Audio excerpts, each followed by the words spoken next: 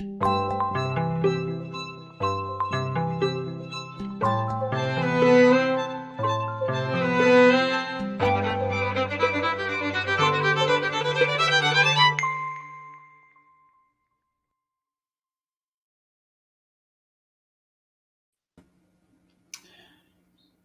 know what?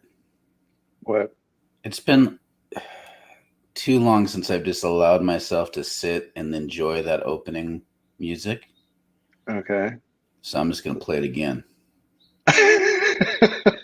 And you can't Well, stop me. I was gonna say you've got the power. I mean, here's the thing. It starts kind of in a almost like, kind of sparse way, and then also the violin comes in. It's like, what are you drawing me into? And then also this, Yeah. it's like a moment of, this is like the sound of epiphany. So just everyone, you all have to listen again. And this is thanks to Dan's son and his partner. Yeah. partner. Max Yeah. and Sarah. Yeah. Yeah. So this is in the family. That's Here we right. go. Listen to it. Enjoy it. Marinate it.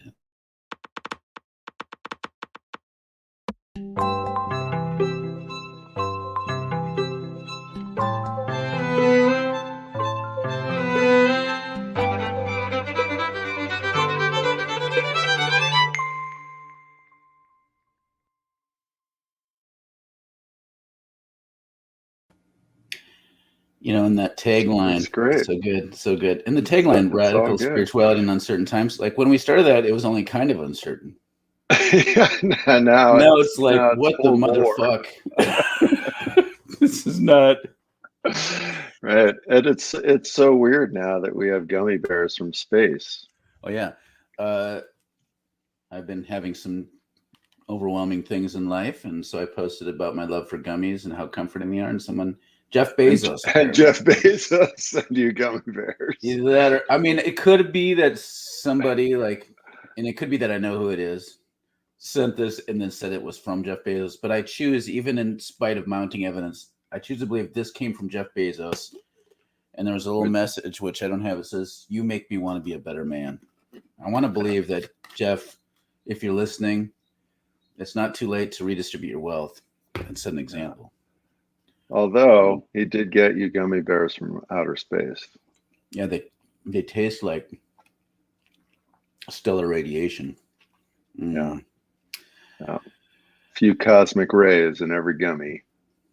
Oh, this is so CK says good morning, which that's a great, but that's not as, I mean, I love hearing good morning from you, CK, but Ellen brought it up to the next level.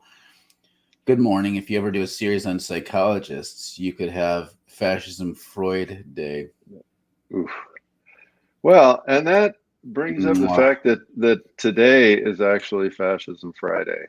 As if we weren't confused enough about what day, month, year it was. This is actually Friday, even though some other people may think it's Wednesday. It's kind of like, so for those of you who might ever pay attention to prosperity gospel preachers, the Pat Robertson types, sometimes there's a prophecy that something important is going to happen. And then the day, like the end of the world or whatever, and the day comes and nothing happens. And then afterwards they say, well, we didn't see it, but something broke loose in the heavenlies. They'll say that as though somehow there's a way in which if that prophecy was still fulfilled, we just can't see it. That's the spirit in which today is Fascism Friday. Is it really? Right. Well, spiritually speaking, yes, it is. So could we say that jar of gummy bears broke loose in the heavenlies and came down to you? Yes, it broke loose in the heavenlies and rained down like a golden shower.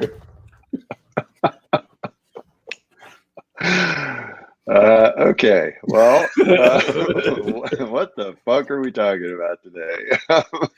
So I'm Daniel Walpert. I direct MICA, the Minnesota Institute of Contemplation and Healing. And I'm Ash Van Stenook. I direct the Center for Prophetic Imagination. Other comments, it's a very catchy jingle. It is. It's very, it's a great intro.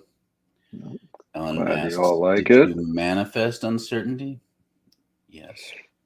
Yes. There's a Make boy, it ha ha laugh. ha ha, and then stop trying to rewrite the days of the week, Daniel. I'm not rewriting them. You're just confused about which day of the week it actually is. Yeah. Which is okay. It's a conspiracy. It is. Basically, the robot bird's broken everyone's computer and is telling everyone it's Wednesday when Dan and I know the truth. That's right. We're telling you the things that the liberals don't want you to know. Underground pizza parlor baby cannibalism, robot birds, gummies from space. The worship team seeded the air with the gummies. Yeah, absolutely. Yes. Absolutely. But we're talking about all those things, plus continuing our conversation on socialization, particularly in terms of gender and gender. What does it mean to be right. And this is all sparked by this idea that somehow Dan and I and guys in trucks named Biff, I don't know if there's any people like that, are all male because we're socialized as male in kind of a mechanistic way. And any sort of transness or queerness is just kind of like fancy postmodern footwork to get away from the fact that we're baked in by our socialization. Right. And that socialization is this rigid thing, particularly around gender. Like that's kind of how it's a classic turf, which I defined for everyone last week. Kind of move saying like, look, how you're socialized kind of sets you and you can mess around with it, but you're kind of just stuck that way. Right.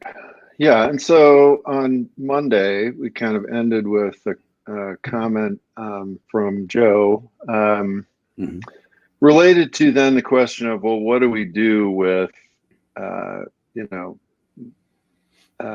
heterosexuality? And do we keep emphasizing that? Do we not emphasize it? If everything is queer, then are people who are heterosexual, do they sort of feel then oppressed or marginalized? I mean, he didn't say that, but that was one of the implications of what he was talking about. Well, and then when also for the cisgender thing. So for those, right. I mean, I'm assuming people know these terms. Heterosexual is very obviously used a lot. That means that you like people of the opposite sex. It assumes a gender binary, generally speaking. And then cisgender means like you're a normie.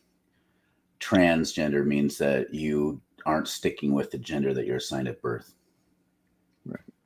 So well, if we're trying to queer everything, what do we do with that cis het reality? Right. Yep. Yeah.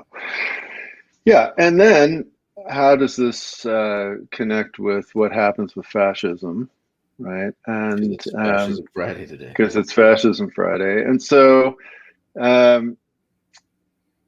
and one of the things, about fascism, right? And actually Julia Allen, who's a fan of Transmission, and we're a fan of her. And she posted a very interesting graphic, I think it was yesterday or maybe the day before, basically about how fascism is increasing around the world. And this was in terms of countries where the rule of law, which is supposedly a kind of anti-fascist rubric, how many, what percentage of countries had the rule of law versus what percentage don't. And I don't know the details of how that's calculated, and I'm sure we could have all kinds of things to say about that. But anyway, just as sort of a gross approximation.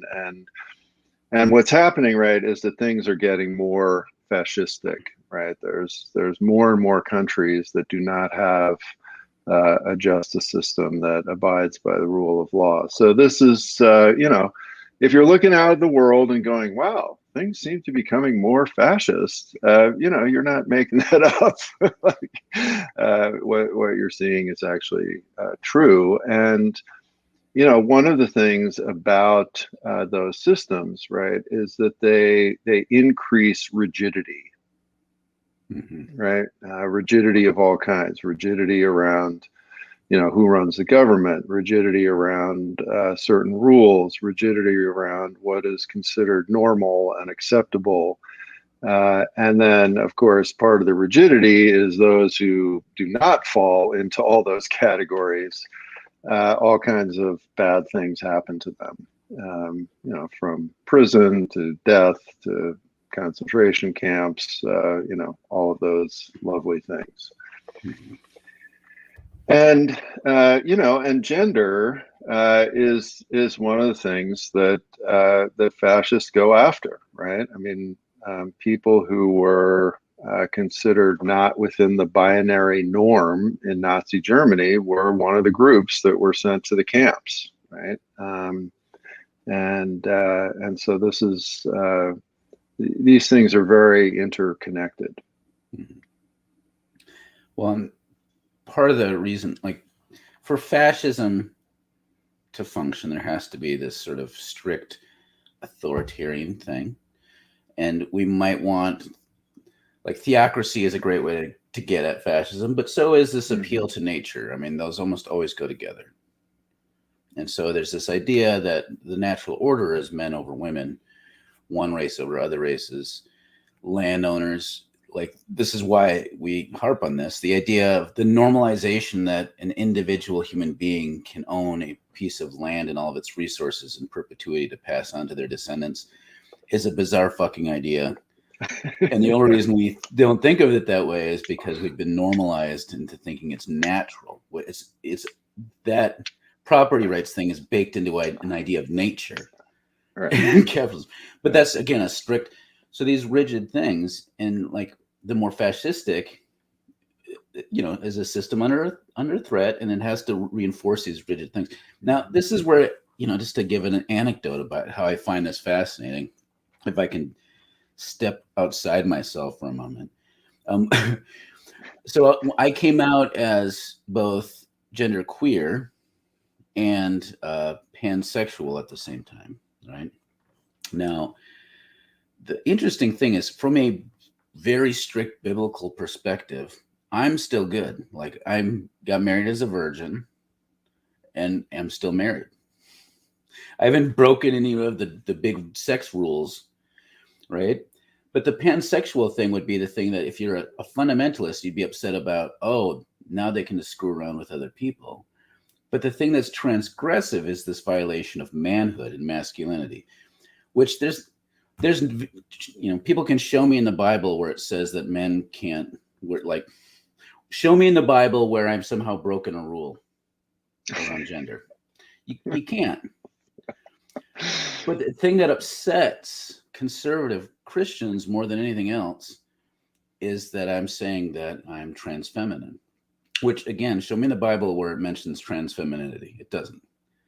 No. I bring all that up to say, like, even in our country where we talk about sin and sexuality and it's all this sort of thing tied up in biblical Christianity, blah, blah, blah, all that's still a smokescreen to reinforcing some sort of order and a definition of masculinity. And because fascism and authoritarianism needs that shit. Yeah. It's bizarre. Well, but as I said on Monday, I mean, you can't find what we now call the traditional nuclear family in the Bible. No. Right. I mean, so, you're talking about maybe Mary, Adam, or Mary, Joseph, and Jesus, and that was not a very normal family. Well, no, because Yahweh impregnated his wife. Yeah, because Mary was doing a threesome with Joseph and God there, and the Holy Ghost. So you're gonna get. I'm going to get in big trouble now. Oh my God. The Presbyterian High Council is going to come after you. A couple of comments coming in. And you know what? I know it's Fascism Friday. So it's the middle of the week. This is usually our slowest time. So there's not a lot of people watching, but comments. Please give us comments because they are our bread and butter. CK writes, from a neuroscience perspective, our brains are predictive machines, and we will fill in the blanks. So if society is used to male-female predictions, having to deal with something else is going to be problematic. Mm-hmm. Yeah. Yeah, right. I mean, this is I mean, what the TERF folks are correct about, right, is that formation happens. Mhm. I mean, people do get formed in whatever the norms are of society, or whatever maybe they get formed outside of some norms of society because of where the individual grows up, or their particular family, or the part of the country they grow up in, or what religious system they grow up in, or whatever it may be.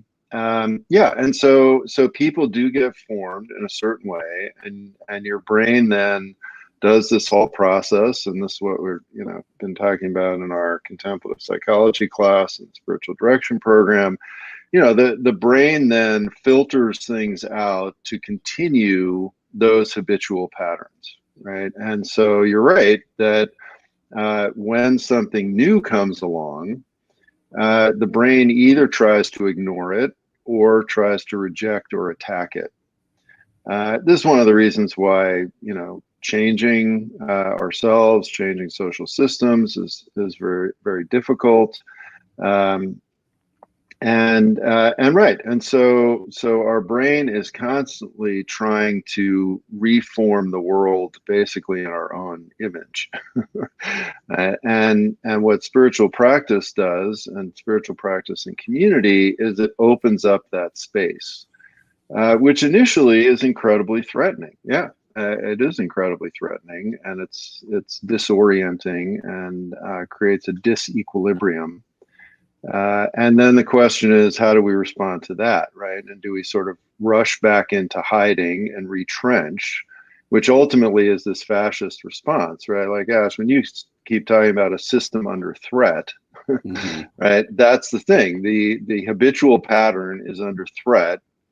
And this is why, as I said on Monday, you've got all these, angry white guys in giant loud trucks driving around the countryside, acting like, I'm going to take over the world and kick your ass, because they're feeling under threat. And so they're trying to reassert their, view of masculinity, view of the world, view of everything, uh, to maintain what they see as an attack on their status quo. Mm-hmm.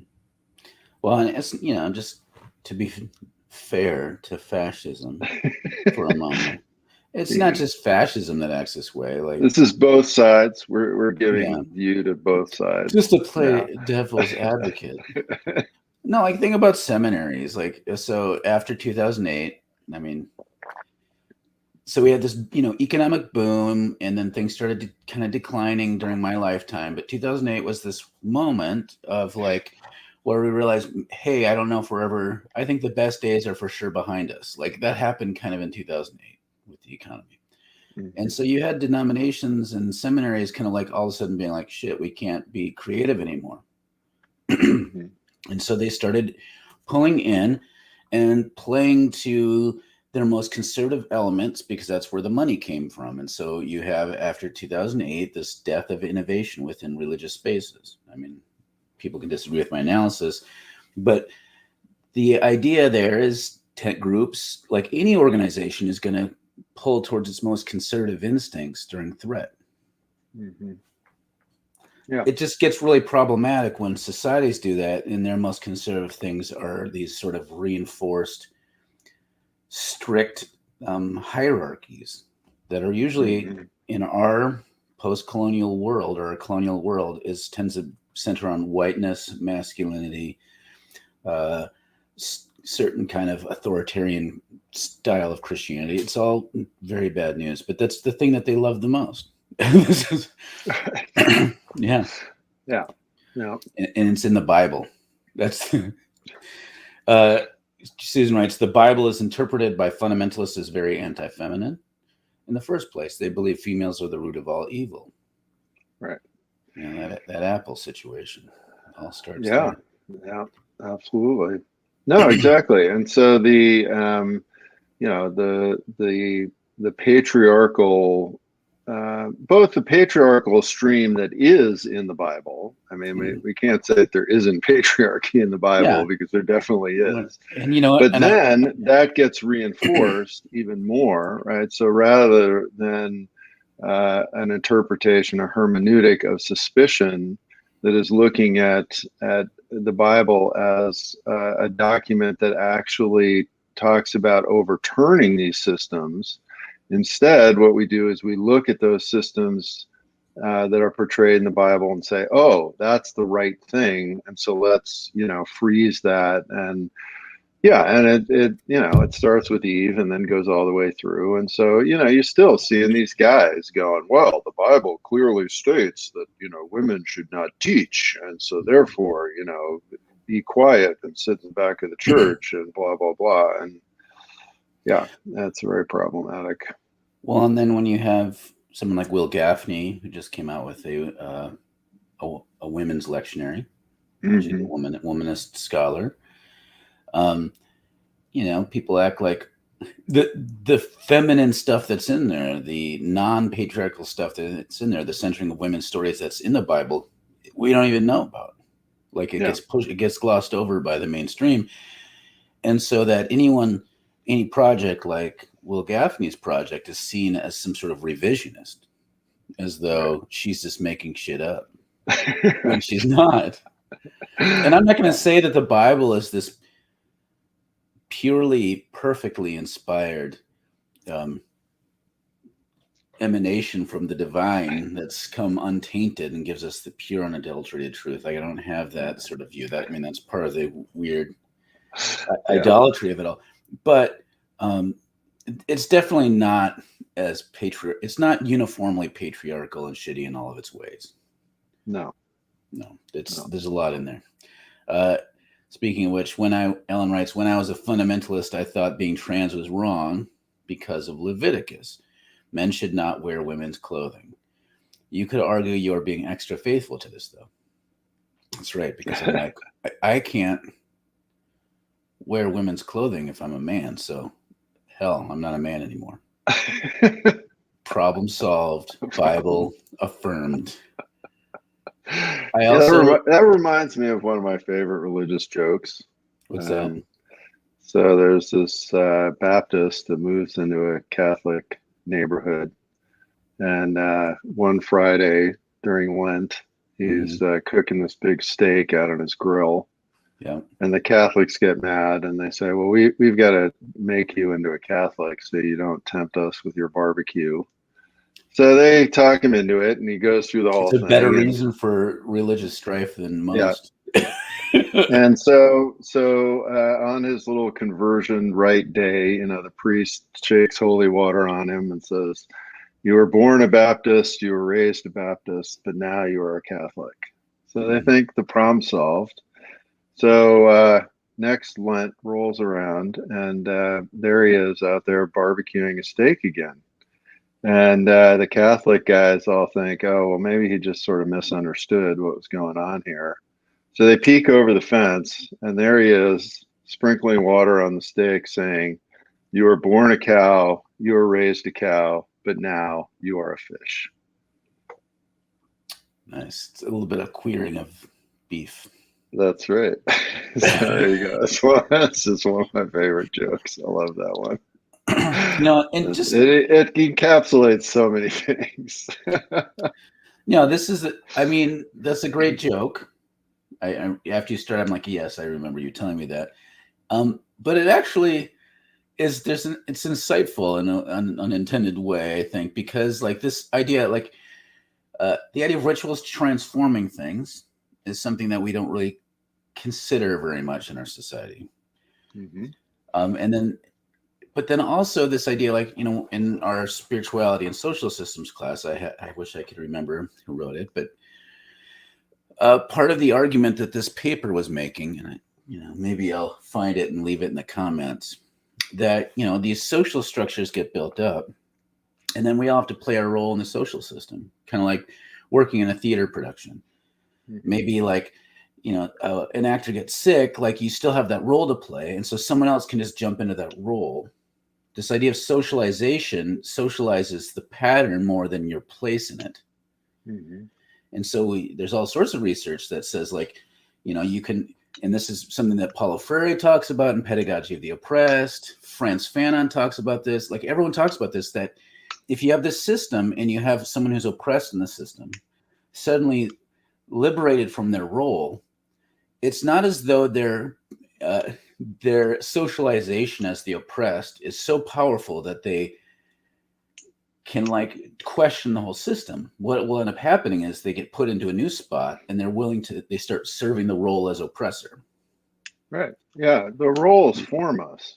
The role is, yeah. And so this idea of socialized as a male, the thing that's more important for us to think about is that we have a system that assumes male over female. Not that if you were socialized as a female or socialized as a male, that you're baked into that gender identity. It's more that our system requires these certain roles, and that you actually were fairly more interchangeable within the system than we think. It's just as long as the role is being fulfilled. Yeah. So again, sprinkling like these rituals that can change people's places and contexts, like that happens. We see that all the time. And in a way, coming out as transgender is, anyways. Well, and then I heard a story the other day, which I just thought so much about what we're talking about in this whole business of formation and the way that I think, just constantly underestimate the power of this, right? So this person who's got these first and third grade nephews, right? And so this person is trying to work less, care for themselves more, kind of step back from the rat race sort of way of functioning for a whole host of reasons. And so they're interacting with these nephews, right? So first and third grade, right? So we're talking about, 6 years old and 8 years old. And these two kids start questioning this person, going like, well, why aren't you working more? Like, what job do you have really? Why don't you work as much as my father does? And then this person says, well, this is a project that I'm working on. You can help me by doing some drawings. And so they do a bunch of drawings together. And then these kids are like, so are you now going to pay us? Because we did some work for you, right? And so by 6 and 8 years old, these kids are already formed as good little capitalist drones. Like they've already gotten this in their head. They know what it is. They know that their relative is not doing the right thing, so they're questioning how their adult relative is behaving, and they know that if they do some work, they're supposed to be getting paid, right? So when I hear a story like this, I just think to myself, we do not get how powerful these formative forces are, and I just think we can't emphasize enough and spend enough time reflecting on what has formed us, and on the fact that all these things that we see in the world that we take as God-given norms are really just illusions that we've been taught from a very early age, and are not natural and are not inevitable.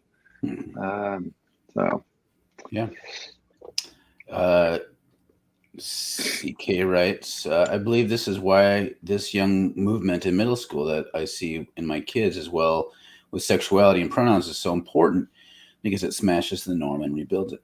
We alluded to this earlier. A lot of people roll their eyes at it because it seems too messy. Of course it's going to be messy. Right. Like, this is a good, you're right. It's a good thing. Like, the idea that somehow a binary has got to be a default because most of us grew up with the default, and then only if you have enough courage, if you're brave enough and some sort of trailblazer, you can come out. If the only alternative is for you to feel horrible about yourself the rest of your life, and then you come out, and like, that's not how it's supposed to be. It shouldn't be that hard. And so the idea that these middle schoolers make it seem easier than it was for us or something, like, it's okay. It's okay if the kid, changes their mind a lot. Like, I don't understand why this bothers people so much. They change their mind about all kinds of things.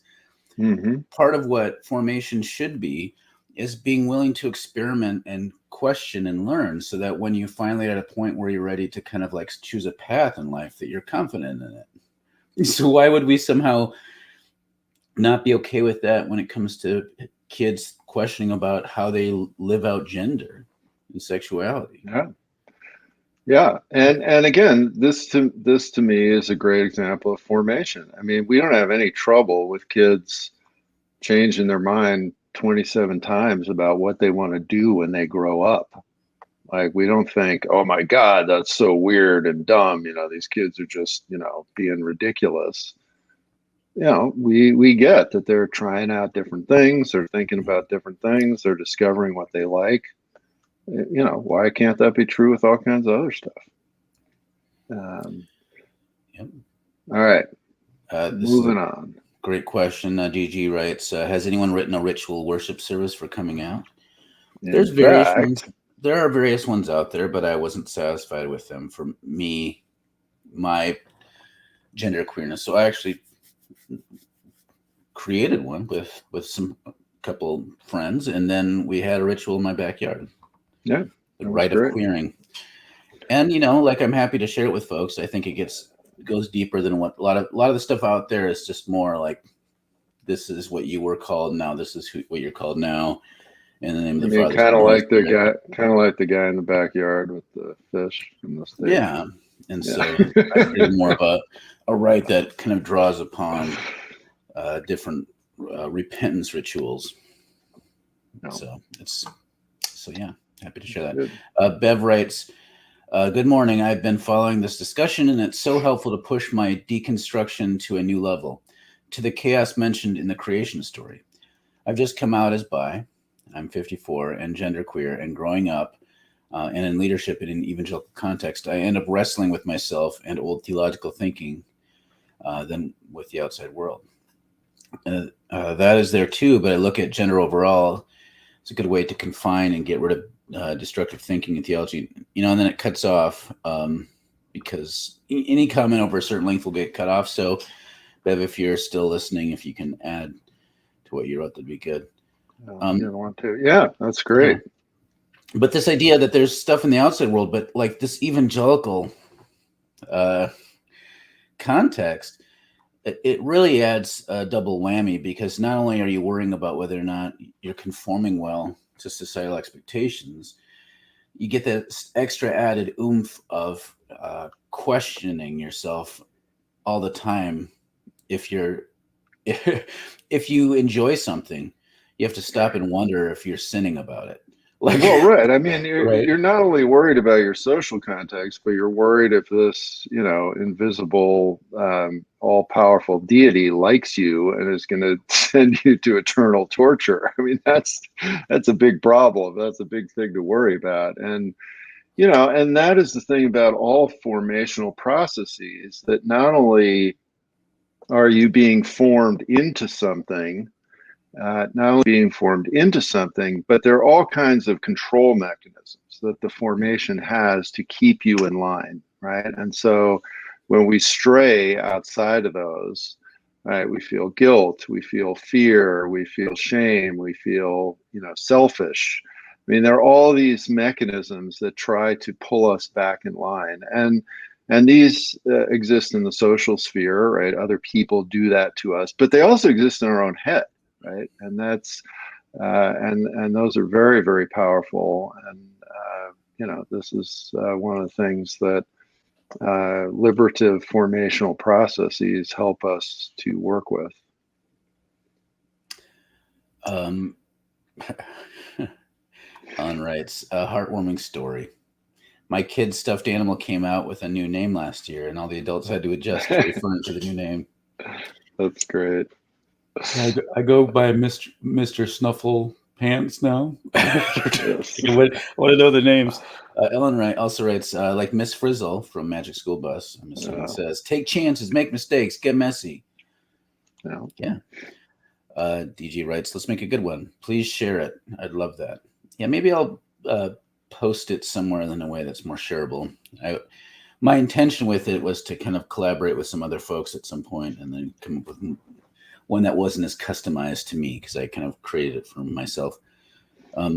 Karen writes, thanks for speaking to and feeding my soul with this podcast.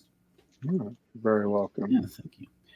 Bev writes, okay, so get rid of destructive thinking and theology and point to a diversity we have hardly begun to discover yet.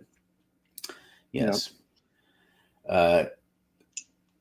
Gender formation is such an interesting term. I've never heard it before. You know, I don't know if that's just used a lot. I think part of the reason why, when I was writing the description, is contrasting this idea of socialized, which seems like fatalistic, with this talking about, like, yes, there's something to it, but to me, it's more about how we're formed to perform a certain way within a gender construct. But that we can be formed in different ways. Even if we're socialized, you know, even if there is a socialization thing, we can choose formation in different ways. I mean, that's part of this, what spiritual practice is. It's intentional formation. Ellen writes, I had a dream this morning, a super intense HOA. What's HOA? Homeowners Association. Oh, yeah, where people were forced to lead enmeshed lives with their neighbors. Okay, yeah. Needing help from neighbors to cook food or change clothes. If you left the house, someone had to be at home in case the neighbors needed to control the thermostat. You could be dragged off for having untidy living spaces. Oh my gosh. Oh my God, this is horrible. The situation created different family structures and identities, but very fascistic and stressful. The thing is, the place was beautiful. Trees and the idea of being close to your neighbors is cool. You just can't enforce laws by dragging people off, even metaphorically. Yes. And this will be a great place to end. The new name for the stuffed animal is William J. That's such a great. Jonas is 13, and he doesn't really play with stuffed animals, but he still has one stuffed animal that just kind of sits in the corner that he named Puppy O Spider-Man. Puppy O Spider-Man. It's kind of piratey. And William J kind of also could be a little piratey or old-timey. Yeah, William J is a little bit more, I don't know, statesman-like. A parliamentarian. William J. Huzzah! Huzzah! Okay. All right. Well, thanks all for being with us. And so we will not be here on Friday, but we'll be back today was Friday, Monday. So we'll today was Friday, but in your reality, we won't be here on Friday. Yeah, we'll be here next week. So, all right. Because of the formation, you could bring in continual conversion and the idea of the potter. Continual conversion is Benedictine kind of idea, and then there's the Marxist idea of perpetual revolution. So love you. Love you all. Thank you. Thanks. All right. See y'all next time. Bye.